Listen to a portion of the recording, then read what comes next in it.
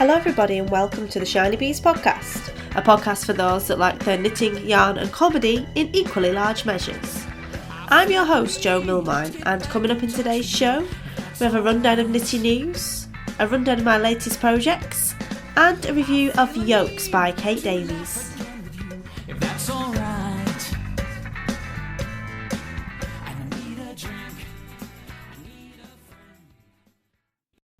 Hello everybody and welcome to episode 28 of the podcast. A warm welcome to all new and returning listeners. It's great to be back podcasting with you today. Today is Wednesday the 31st of December 2014, Hogmanay in Bonnie, Scotland, which is where I'm podcasting to you from. And I hope you've all had a lovely and peaceful Christmas, and that Father Christmas brought you everything that you wanted in the knitting department as well as everything else, and you enjoy some time either on your favourite projects or with your family or doing whatever else it is that you like to do. As you can hear, I've got a little bit of the lurgy. I hope it won't be too distracting for you, but I just couldn't see you falling out into the cold light of January without a bit of Shiny Bees podcast love to keep you going through those dark mornings ahead. January is always terribly depressing, I find, and I thought I couldn't let you get on with that by yourselves and go back to work without anything to listen to, so I thought I would pop along and give you a little bit of podcast love to get you on your way. Things have been reasonably busy over here. As you can hear, I do have lurgy. Poor old Sammy has been quite sick, little animal, for a couple of weeks actually.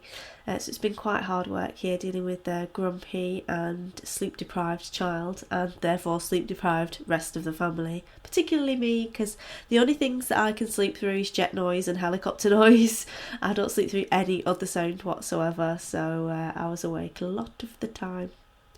We've also just packed my parents off back down south to the noble town of Wigan after a visit from them, so that was quite nice. Got nice to have them around for a little while. Otherwise, I've been getting on with a bit of knitting. Now I'm not working quite so hard, and I've managed to get on with a few projects which I'll tell you about later. Thank you to all those of you that have been in contact since the last episode. It's great to hear from you, and thank you for those of you that have taken the time to leave me an iTunes review. Again, it's very kind of you, and I do appreciate that it does take a bit of time to do that. It's not the easiest thing, it involves a bit of faffing around, but it is very much appreciated, and it helps other people find the show as well. So thank you very much to you for that. In knitting news, first of all, the 2 giveaways that we're running of a skein of Coach House yarns in the colourway Tiger and the Mzansi South Africa Man Needles giveaway have concluded. I shall draw those later and let those winners know about their prizes so I can get those off to them. Still ongoing in the giveaway department, we have WTF Knits, which was a book I reviewed on the previous podcast. I'm not sure what went wrong with that review because nobody's entered the giveaway yet, and I don't know if you're all trying to kind of catch up or whether I made it sound like it's really rubbish, which isn't the case. I said it, it's got its merits in its own sort of department, but that giveaway is ongoing, and if you would like to enter it, just pop over to the blog and leave some kind of comment on the blog post for episode 27 and you'll be entered into the giveaway. Also, recently announced, and Miss Playful sent me an email to tell me about this, and I promised I would mention it on the podcast because I think it'll be something that you're interested in, or at least some of you will be interested in, is that A Playful Day is running a design along competition at the moment in conjunction with Jenny from Fiberspace and Kate Atherley, who's just released a book that she's written on writing patterns for knitting designers. Again, I think A Playful Day did review this on her blog, and I think she interviewed Kate Atherley as well. I haven't had a chance to listen to the interview yet because I'm quite behind on my podcast listening, a little bit further behind on my podcast listening than I am with my knitting. So as there haven't been any long journeys recently, I do like to save them all up for when we drive down south, so I've not had a chance to listen to that one yet, but it is there and I will link to it in the show notes. And from what I hear, it was a really good interview, very interesting. But they've all got together to collaborate and create a competition where you can, if you've never been published on anything other than Ravelry or blogs before, you can enter the design along competition, and basically the prize for that is yarn support from Fiberspace, a 2-hour consultation with Kate Atherley, and an hour's consultation with Green Triangle Girl about your next steps of moving kind of into the design sphere, really. As we talked about in episode 27, I think, when we interviewed Sally Cameron, it was a very similar thing to this. It wasn't a formal competition, it was actually a swap, but it was a design swap in the South African swap group that actually propelled quite a few people into designing as a proper venture, really. So if it's something that you're curious about, or you've got some ideas, or you have some patterns that you would like to publish but you're not really sure how to do it, or you just fancy a bit of a crack at it, head on over to A Playful Days blog, and there's a thread in her group on Ravelry as well for support and ideas and chat, and consider entering, have a look at it, see what you think, and pop something in, you never know. And if you're a bit curious about it, I'm sure there's going to be loads of tips and things you could pick up from the chat in the group as well. She has got quite a large group and lots of kind of knowledgeable knitters and things, so I think it'd be quite useful to go along and have a listen. So that is the A Playful Day design along, and it is open now. I will link to that in the show notes for you if you want to go over and check that out.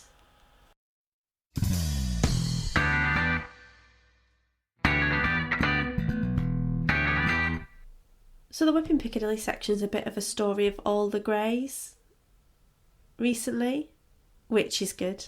I'm quite enjoying the grey, smattered by a lot of highly variegated colourful yarn as well. I've finished quite a few things actually, so I wanted to get another Wippin Piccadilly section in just so I could be all excited about the stuff I've finished. I think I got 2 finished objects in 3 days, so that was a massive coup for me, little miss. I've got 18 projects on the go, so I never finish anything, but oh, isn't it exciting casting it all on. So the first finished object I had was the Cardamom Rose cowl by Thea Colman. It is a paid for pattern, and that was knitted in the Eden Cottage Langdale Aran in the stone colourway. It takes 2.5 skeins of that yarn to make the cowl, so it's a really big, thick, chunky, extremely warm cowl.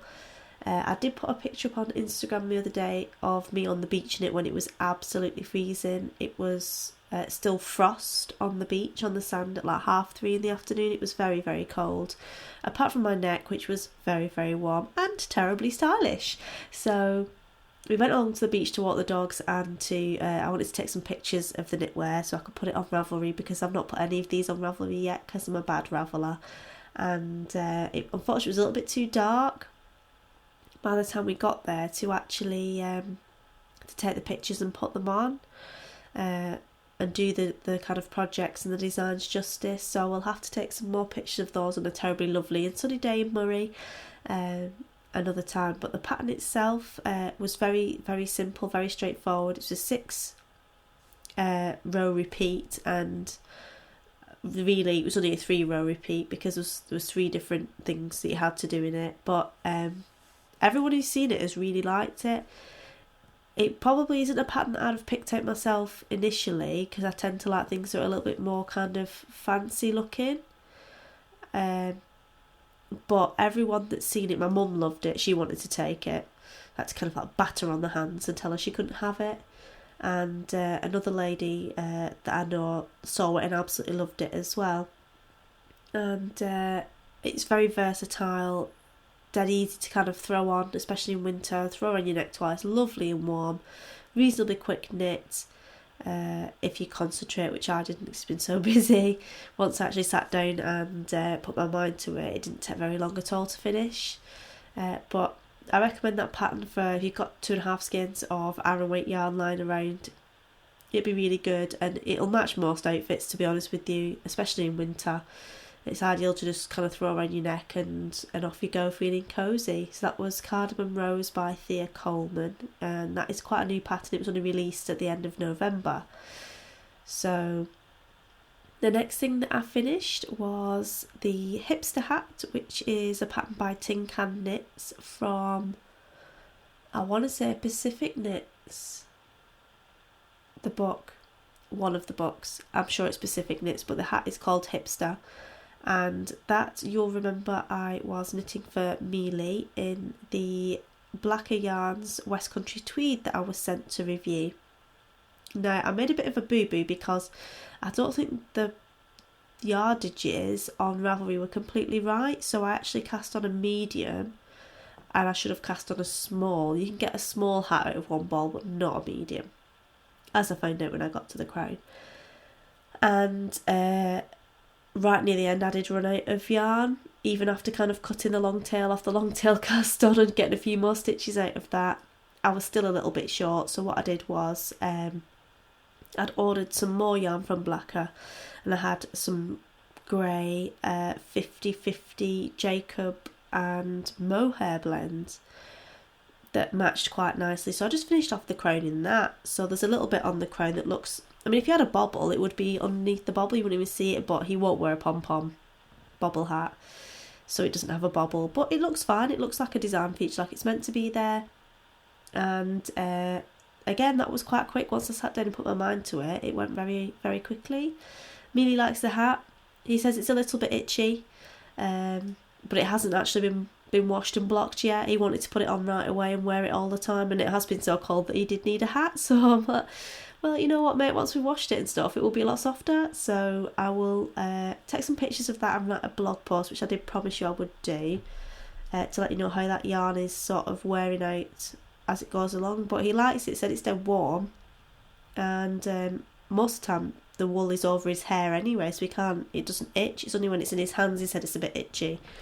So I'm sure it will soften up once it's been washed and things. So that was the Hipster Hat by Tin Can Knits. Also finished off the needles, and loving that. Still ongoing, I have the Quadratic Shawl by David O'Kelly for Eden Cottage Yarns, and that is a really simple garter stitch shawl.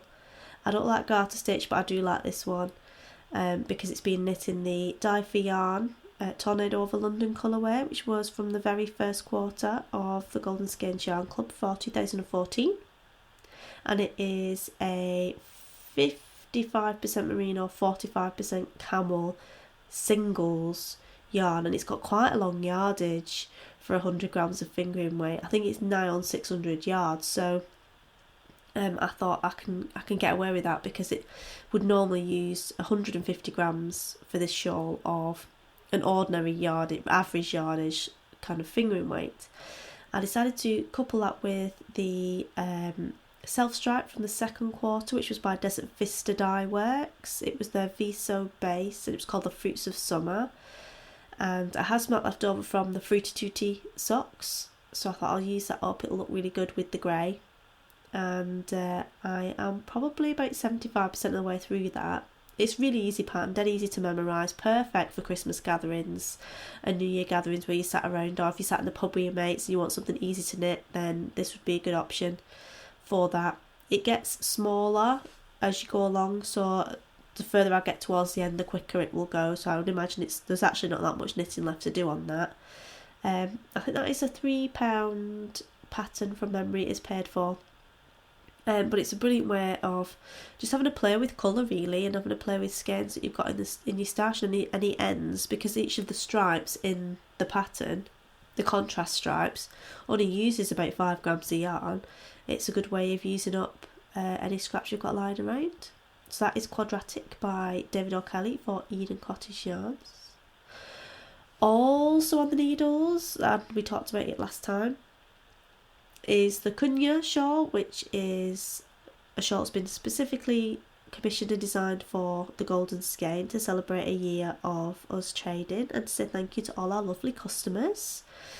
And it was specifically designed to use up one skein, 400 metres of your nicest, loveliest yarn. Free your Golden Skein from your stash. If you've got one in there and you're not sure what to do with it and you want to show it off and you want it to be out there and instead of hiding away, suffocating in your stash box, this is the pattern for you. We have quite a lively knit along group going. It's a crescent shaped shawl with a beaded edge, but you don't have to bead it, you could just do the lace without the beads. Some people have already finished, they did it in literally a couple of days. Yes, it was Louise Tilbrook and Louise Riley who was surprisingly fast. Now she's not writing a PhD. And a lot of other people have just cast on. I've only just cast on myself.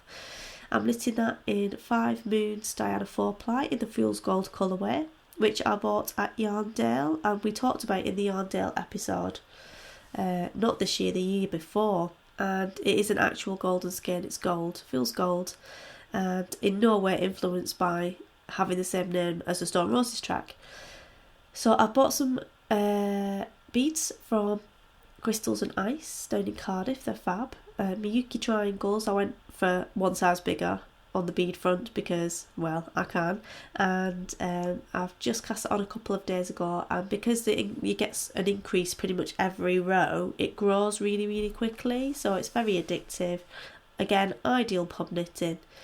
You can memorise that, and until you get to 290 odd stitches, you're just doing the same thing over and over to grow the shawl out. Loads of stocking stitch, can't really go wrong. It'll work with any kind of yarn.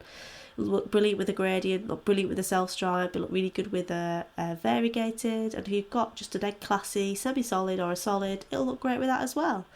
So there's going to be prizes for the knit along that are coming from some of our dyers from last year, have very kindly donated prizes for that. Not that that's the only reason to get into a knit along, but it always helps, I find. Very distressing when you're not actually eligible for any of the prizes, but there are going to be some good prizes there. There's plenty of chat going on. The hashtag is TGS1cowl, and if you want to come and join in, just come and join in. It's going to be running till the 1st of March. Everyone's dead friendly, everyone's dead helpful, loads of the usual suspects in there, so come and have a laugh with us. It's been quite good fun so far. I don't know when I'm going to finish that. Soon, I hope. I'm getting quite into it. It's in my nice little Daisy Bamboo Designs bag. Now that I've got the Thea Colman cowl out of there, I can put my new projects in there. It's very cool. So that's all I've got like on the needles and off the needles that I'm actually physically working on. Clearly there are several more whips hiding behind the side of the couch that haven't seen the light of day yet. But I'm not going to talk about them until they're actual active whips rather than just snoozing whips. They're not hibernating yet, but they're definitely snoozing. So I think we'll go on to our next section, which is a review of the fantastic, no spoilers here, new book by Kate Davies, which is Yokes.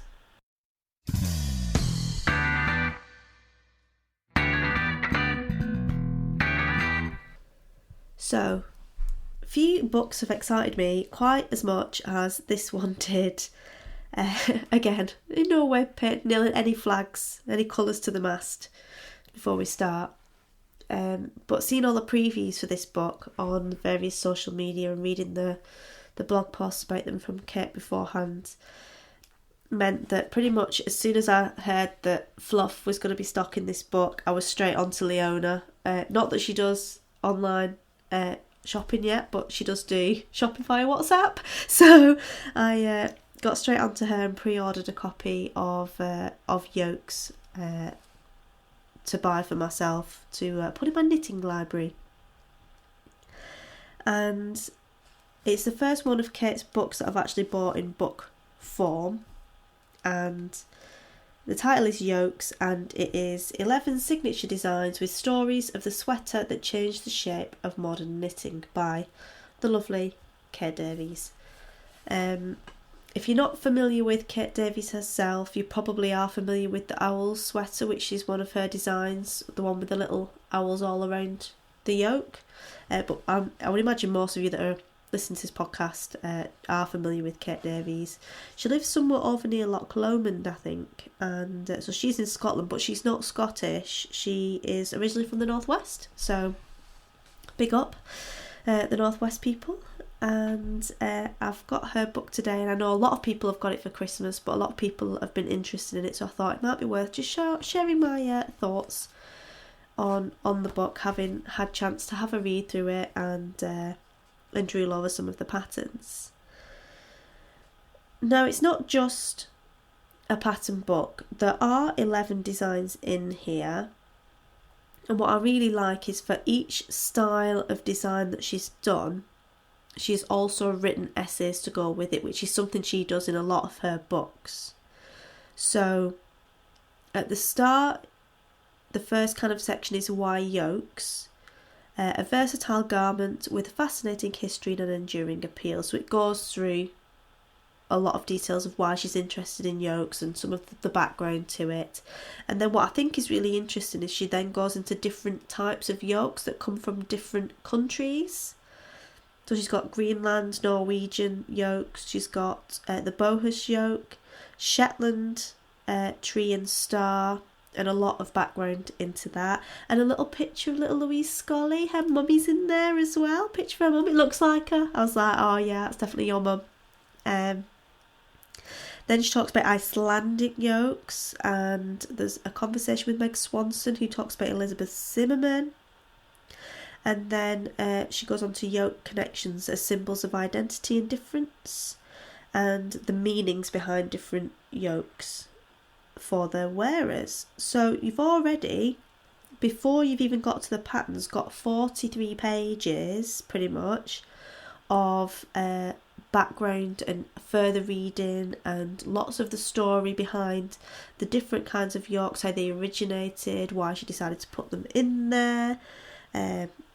For a knitting geek, it's just kind of pure heaven really to read through all of it in a very kind of condensed form. It's very accessible, enough to pique your interest, but she's also included a bibliography, so if you want to go into it in even more detail, you've got a brilliant place to start.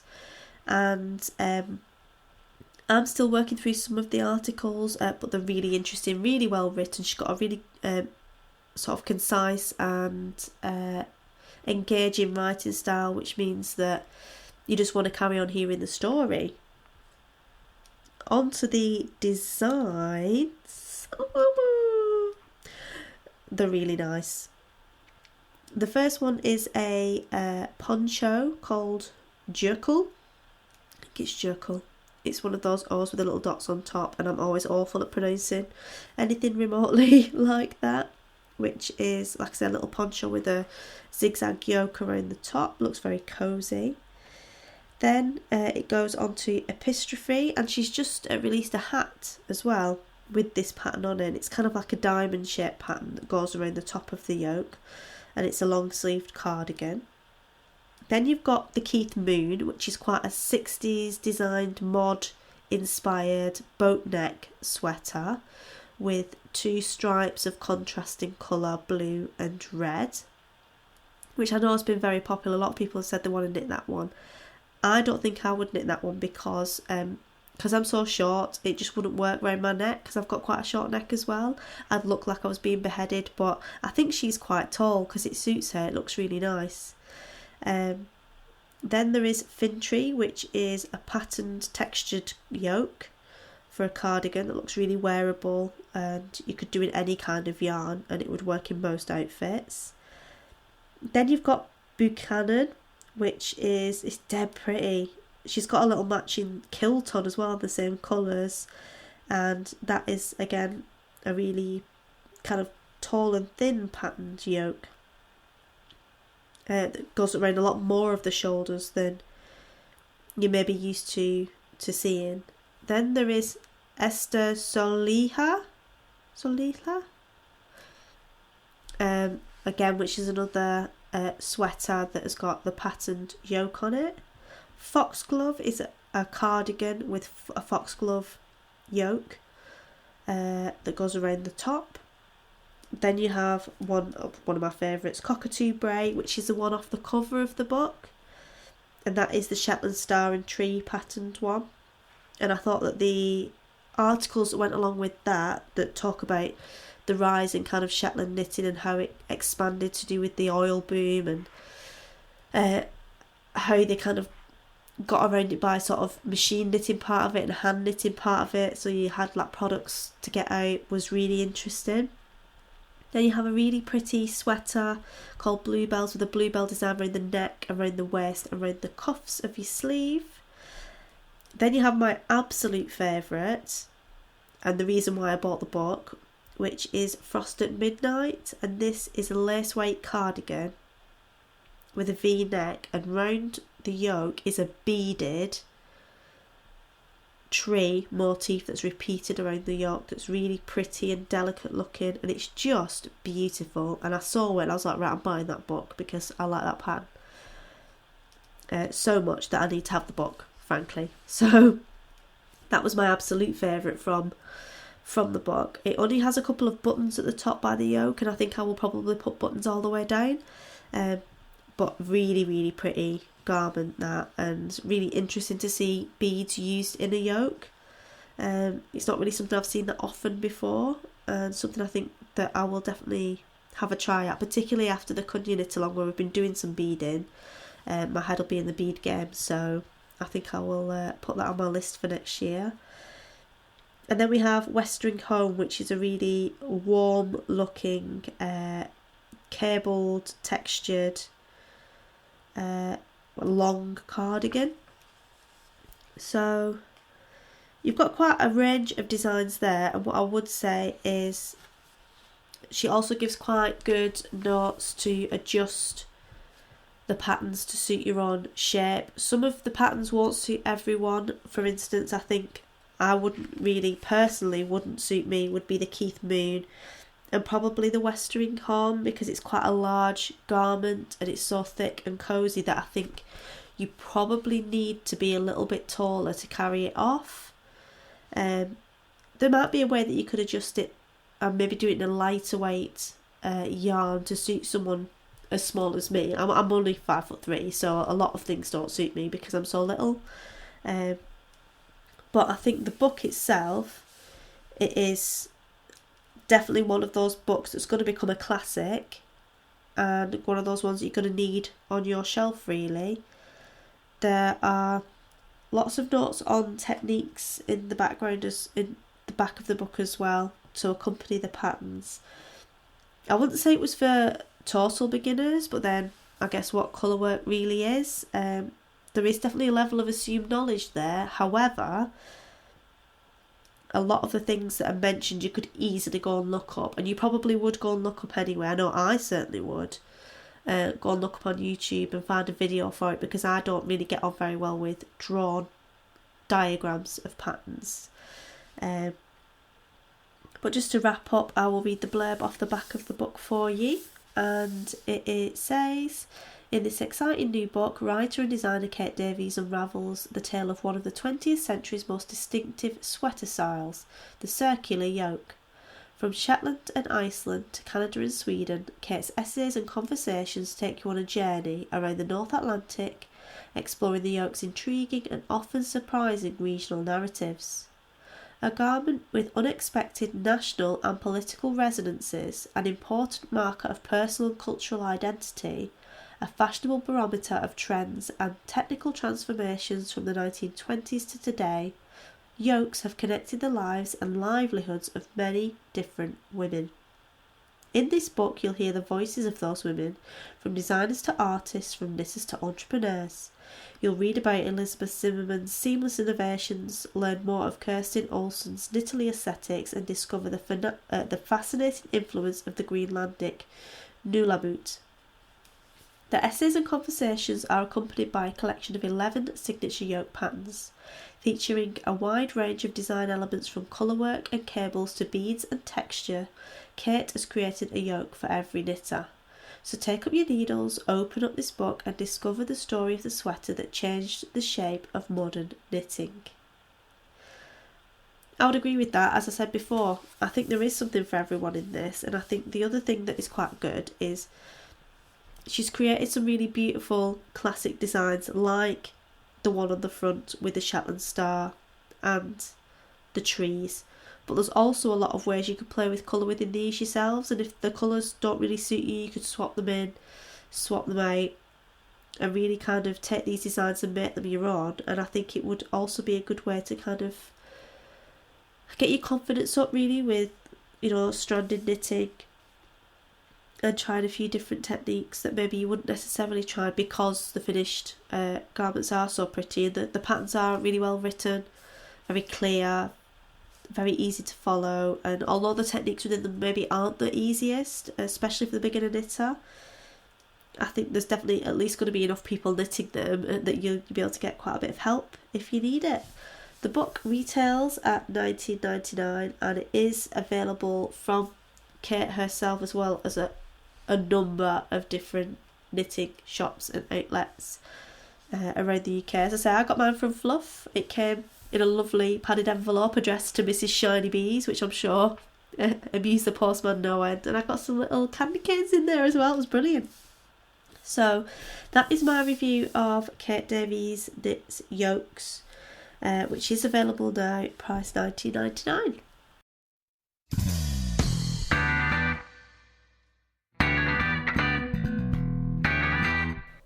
As the cocktail of drugs that I've taken to allow me to record this podcast in the first place now appears to be sadly wearing off, I'm afraid that's all we've got time for today.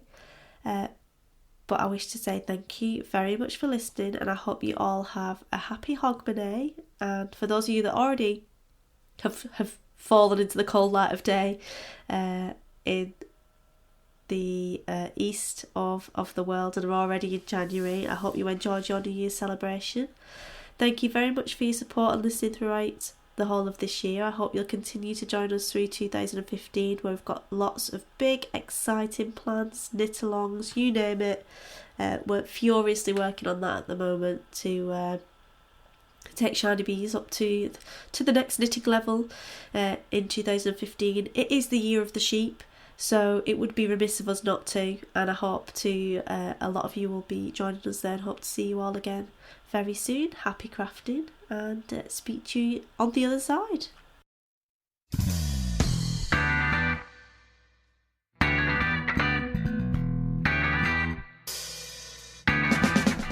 Thank you for listening to the Shiny Bees podcast. Show notes to this episode can be found on the blog at www.shinybees.com. I'm Shiny Bees on Ravelry, Twitter, Instagram, Pinterest and Facebook, so feel free to give me a shout. Or you can email me at shinybeesinfo@gmail.com. Music for this episode is provided courtesy of Music Alley and is by Adam and the Water Boys. It's I Need a Drink.